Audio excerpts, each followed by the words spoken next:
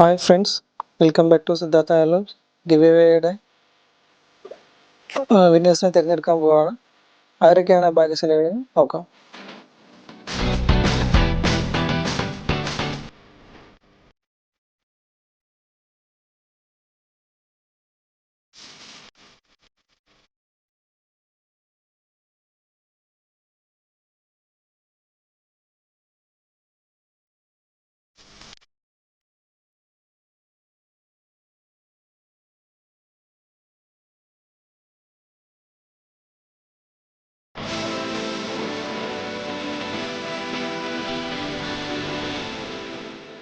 വിന്നേഴ്സിനെ തിരഞ്ഞെടുത്തിട്ടുണ്ട്.